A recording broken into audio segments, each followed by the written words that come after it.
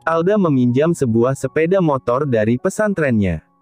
Dia bermaksud untuk pergi ke puskesmas tempat Idris sedang melakukan praktik selama 1 minggu ini.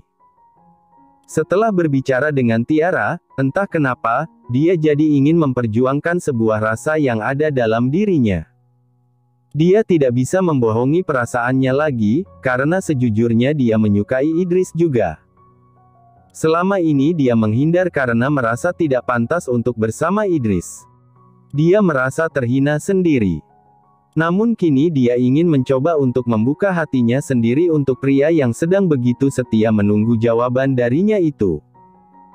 Alda tidak ingin menyesal, melihat Idris menikah dengan wanita lain, sedangkan dirinya sendiri sebenarnya menyukai pria itu. Munafik sekali diriku ini. Kemarin jelas-jelas aku sudah menolaknya. Apakah sekarang pantas jika aku tiba-tiba mendatanginya, dan tiba-tiba menerimanya juga, umpat Alda berbicara sendiri saat dia sedang menaiki motor menuju ke puskesmas. Jaraknya lumayan agak jauh. Hatinya bergejolak, terus membatin meyakinkan dirinya dengan semua yang akan dia lakukan. Karena keputusannya sekarang jelas bukan keputusan yang akan membuat hidupnya bahagia, tapi ketika dia memutuskan untuk menerima, maka ujian sesungguhnya baru akan dia mulai. Menghadapi Asyah dan menghadapi keluarganya sendiri. Belum lagi jika masalah itu datang dari mantan kekasihnya, ayah dari anak yang dia lahirkan itu. Motor yang dibawa Alda sampai di halaman puskesmas. Wanita bercadar itu menarik napas panjang. Tidak pantas rasanya dia, seorang wanita, tiba-tiba mendatangi Idris begitu saja. Alda masuk ke meja pendaftaran. Untuk mengurangi sedikit rasa gugupnya, dia mendaftarkan diri sebagai seorang pasien di puskesmas. Cukup banyak ternyata pasien yang harus diperiksa oleh Idris. Alda yang datang kesorean jadi pasien terakhir untuk pria itu. Tapi itu justru lebih baik, jadi dia tidak harus membuat orang lain menunggunya di luar. Saat gilirannya, Alda menarik napas panjang. Petugas puskesmas memanggil namanya untuk masuk ke sebuah ruangan, yang tidak lain adalah tempat Idris memeriksa pasiennya. "Silahkan masuk, Bu," seru Idris sambil menundukkan kepalanya. Dia sedang membaca sebuah kertas di mejanya, belum begitu menyadari siapa yang datang menghampirinya. Alda diperiksa tekanan darah dan ditanya keluhannya oleh asisten yang membantu Idris di ruangan itu. Saat itu, pria yang ia temui belum melihat ke arahnya, masih fokus dengan kertas di depannya. "Apa yang sakit, Bu?" tanya seseorang yang memeriksanya. "Lambung, perutku sedikit melilit sejak pagi tadi," ucap Alda pelan. Kebetulan dia memang memiliki penyakit asam lambung. Setelah pemeriksaan tensi darah, wanita itu duduk di sebuah kursi yang ada di depan Idris.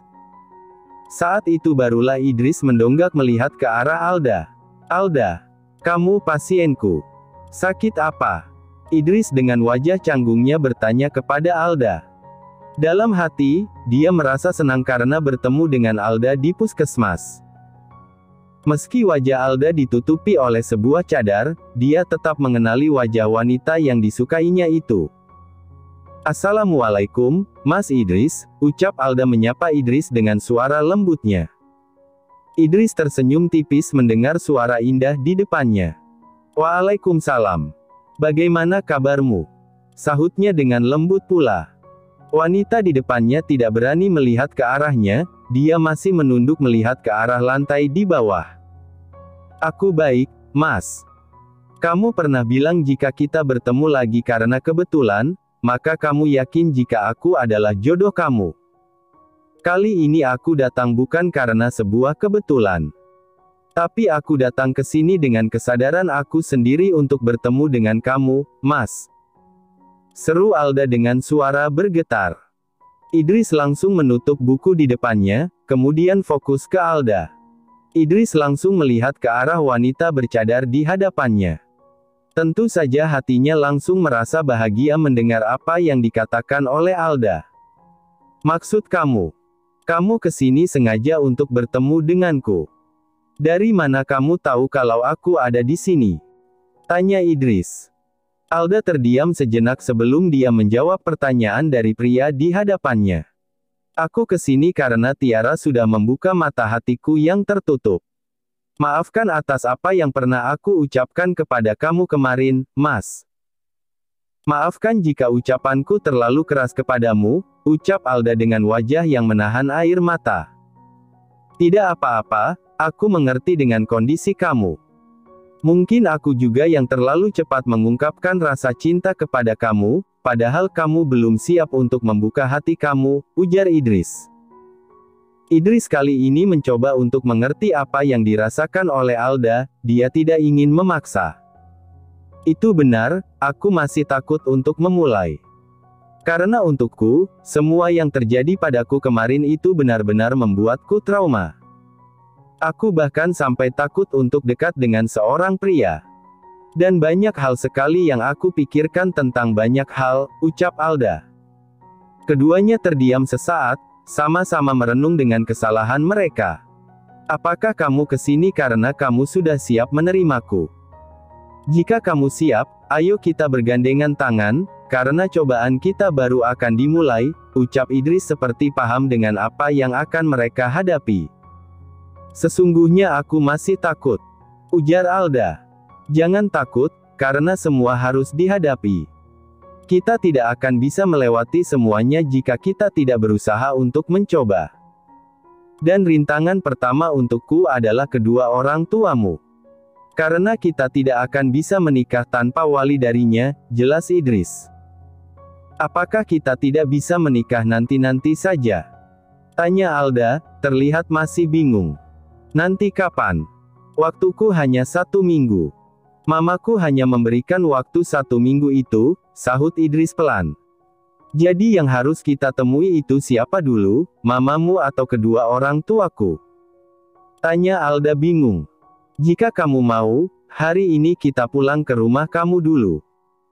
Kamu minta maaf dulu sama mama dan papamu. Aku akan mendampingi kamu, ucap Idris meyakinkan Alda. Gadis itu tertunduk, tidak yakin dengan kedua orang tuanya, apakah mereka akan mau berdamai atau tidak dengannya. Sudah 6 bulan berlalu, kedua orang tuanya bahkan tidak peduli, mereka tidak mencari Alda sama sekali. Dan mereka malah menganggap putrinya itu sudah tiada. Apalagi sekarang mereka sudah jadi pejabat negara. Kamu tahu bagaimana keluargaku. Yang paling penting untuk mereka adalah nama baik mereka. Mana mau mereka menemuiku, apalagi aku datang dengan seorang anak yang tidak mereka harapkan, ujar Alda menundukkan kepala. Ujung matanya berair saat dia mengingat bagaimana sikap kedua orang tuanya itu.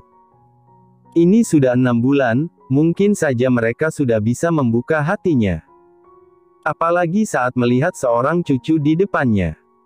Bukankah biasanya orang tua itu akan lebih sayang pada cucunya, ucap Idris mencoba meyakinkan wanita di hadapannya.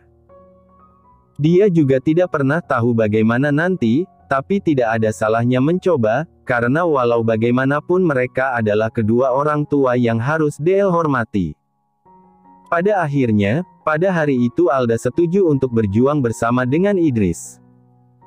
Wanita yang dulunya berpakaian seksi kini memakai pakaian tertutup, bahkan dengan sebuah cadar di wajahnya. Dan hari ini sebuah keputusan besar dia ambil.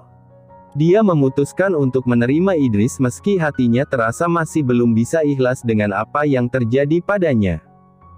Alda masih merasa trauma dengan yang pernah terjadi padanya. Namun terpuruk terus-menerus dengan masa lalu pun tidak baik. Dia tidak akan menyelesaikan masalahnya sampai kapanpun jika tidak dipaksakan sejak sekarang. Apalagi kini ada uluran tangan Idris yang benar-benar tulus kepadanya. Takdir Allah sedang menghampiri, tinggal ia saja yang memutuskan. Jadi bagaimana? Hari ini kamu bersedia untuk ikut denganku ke kota? Tanya Idris untuk meyakinkan. Alda terdiam, kemudian wanita bercadar itu menganggukkan kepalanya pelan. Dia tidak berani berkata apa-apa lagi selain pasrah dengan apa yang sudah ia putuskan hari ini kepada Idris. Bagaimana dengan putriku, Mas? Tanya Alda sambil mendongak sedikit ke arah Idris. Pria itu mengambil air teh hangat yang sudah dingin di depannya, kemudian meminumnya sebentar. Tentu saja kita bawa. Kamu sudah satu paket dengan putrimu. Menginginkan kamu berarti aku harus bisa menerima kamu dan putrimu, begitu juga dengan keluargaku kelak. Semoga mereka bisa menerima kamu dengan apa adanya sekarang, ucap Idris penuh pengharapan. Tidak akan mudah memang, tapi mereka belum mencobanya. Alda menyeka ujung matanya sedikit, dia merasa terharu dengan apa yang dikatakan oleh pria di depannya. Tiara benar, mungkin kesempatan ini hanya akan datang satu kali kepadaku. Dan aku tidak boleh menyia-nyiakannya. Apalagi sejujurnya hatiku juga sudah mulai suka. Batin Alda bergumam berbicara sendiri. Baiklah. Aku akan pulang, kamu juga boleh pulang. Nanti aku akan menjemput kamu ke pesantren. Andai menikah tidak butuh wali, kamu sudah aku nikahi dulu sebelum pergi, ucap Idris dengan begitu yakinnya kepada Alda yang menunduk di depannya. Dia juga takut akan berbuat dosa jika terus mendekati Alda namun belum dalam ikatan yang halal. Dengan cepat Alda langsung bangun, dia langsung membalikan tubuhnya membelakangi Idris. Baiklah, Mas, aku permisi dulu, ucapnya pelan ingin meninggalkan Idris. Tunggu dulu. Panggil pria itu kembali. Alda terdiam sebentar, kemudian hanya menengok sebentar. Ada apa lagi, Mas? Tanya Alda pelan. Pakailah ini, hanya sebagai pengikat sementara untuk kamu. Jika aku memang benar-benar serius kepada kamu, ujar Idris. Alda melihat Idris ingin memberikan sebuah cincin kepadanya. Wanita itu terdiam untuk beberapa saat, belum mengambil apa yang sedang diberikan Idris kepadanya. Perlukah hal seperti ini segala? Nanti saja, jika memang semua jalan sudah terbuka lebar. Banyak hal yang harus kita lakukan dulu sekarang. Aku takut Allah tidak menjodohkan kita, sahut Alda. Idris kali ini tidak mau memaksakan kehendaknya. Baiklah. Kamu bisa pergi. Cincin ini aku bawa kembali. Mudah-mudahan Allah melabuhkannya untuk kamu, ucap Idris sambil memasukkan kembali benda itu ke dalam sakunya. Saya permisi, Mas. Assalamualaikum, ucap Alda sambil berjalan meninggalkan ruangan kecil yang dipakai kerja oleh Idris. Pria itu terdiam, kemudian tersenyum tipis dengan apa yang terjadi padanya hari ini. Dia benar-benar tidak menyangka jika Alda sendirilah yang akan datang kepadanya. Padahal dia sudah pasrah dengan apapun takdir untuknya. Maryam pulang bersama dengan Adam dari rumah sakit. Terlihat wajah Maryam masih pucat dan lemah, wanita itu langsung merebahkan tubuhnya di atas tempat tidur saat mereka sampai di rumah. Dan Adam dengan santainya menggendong Aira yang tertidur di pangkuannya. Mama bagaimana, Mas? Kasihan sekali tidak ada yang ngurus. Akunya malah sakit begini, sesal Maryam mengingat sang mertua. Udah, jangan pikirkan Mama. Kamu juga butuh istirahat. Mulai sekarang kamu jangan terlalu capek. Gak usah ikut-ikutan kerja ngerjain pekerjaan rumah dulu, kan udah ada Birati. Dan mulai besok, aku akan cari pengasuh juga untuk Aira. Kamu full istirahat saja di rumah, tidak boleh kecapean, oce Adam dengan begitu bawelnya kepada Maryam. Wanita itu langsung mengerutkan keningnya saat mendengar semua ocehan dari Adam. Orang hamil juga butuh olahraga, bergerak untuk membuat tubuh tidak pada pegel lah, Mas. Memangnya kamu pikir orang hamil harus tiduran saja gitu? Aku tidak betahlah kalau begitu, sahut Maryam menanggapi ucapan dari Adam. Hehe, bukan begitu. Setidaknya di awal-awal kehamilan kamu istirahatlah dulu. Jangan memaksakan diri untuk melakukan banyak hal. Aku tidak ingin anakku itu di dalam kerut ikut kecapean nanti, ucap Adam asal saja bicara. Ngarang kamu, Mas. Mana mungkin bisa begitu. Memangnya kalau aku nyapu, anakku ikut nyapu juga, ujar Maryam menggelengkan kepala saat mendengar apa yang dikatakan oleh suaminya itu. Adam mendekat ke arah Maryam, dia duduk di samping istrinya. Dan refleks Maryam menghindari sang suami, ia menjauh dari Adam. Ada apa? Apakah tubuhku bau? Kamu tidak mau lagi aku deketin? Aku tidak pakai minyak wangi loh ini, tanya Adam. Sana jauh-jauh, Mas.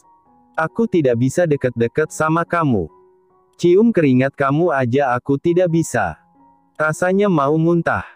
Ujar Maryam memegang hidungnya saat Adam mendekat kepadanya. Seketika pria itu langsung menjauh. Jadi aku harus jauh-jauh dari kamu selama hamil. Yang benar saja. Itu tidak mungkin, protes Adam tidak terima. Benar. Kamu jangan deketi aku dulu. Aku kurang suka cium bau tubuh kamu, Mas. Dan kamu puasa dulu ya sampai mual muntahku hilang. Katanya kamu sayang sama aku, ingin yang terbaik untuk kehamilanku. Jadi kamu harus mau puasa dulu, Mas, ya 3 bulan inilah, ucap Maryam sambil menahan tawanya. Wajah Adam terlihat kecewa, dia harus menahan nafsunya itu selama 3 bulan lamanya. Sabar, sabar, sabar. Itu sepertinya akan jadi ujian terberat untuk kamu, Adam. 3 bulan tidak bisa menyentuh istri sendiri, astagfirullah, ujar Adam. Seketika Maryam langsung tertawa mendengar apa yang dikatakan oleh suaminya itu. Demi anak, Mas, demi kesehatannya. Kamu harus kuat. Hehe. Ledek Maryam sambil melihat ke arah suaminya. Gak usah tertawa begitu. Puas sekali kamu tertawa di atas penderitaanku, sahut Adam dengan wajah tertekan. Sedangkan Maryam malah puas sekali melihat suaminya kelimpungan seperti itu. Ya Allah, Mas. Hanya 3 bulan. Jangan deket-deket juga sama aku, soalnya aku gak kuat cium bau badan kamu, ucap Maryam. Adam hanya bisa menghela napas kasar mendengar kata-kata dari istrinya. Baiklah. Aku yakin aku pasti bisa menahannya. Demi bayi sehat kita, aku akan berusaha menahannya, ucap Adam pasrah. Masya Allah, suami hebat kamu memang, Mas. Pengertian sekali. Seru Maryam dengan senyuman yang tidak pernah hilang dari wajahnya. Terima kasih sudah menonton, guys. Jangan lupa klik like jika kalian menikmati cerita ini, subscribe untuk update konten seru lainnya, dan tinggalkan komentar di bawah tentang apa yang kalian pikirkan atau cerita apa yang ingin kalian dengar selanjutnya. Dukungan kalian sangat berarti. Sampai jumpa di video berikutnya.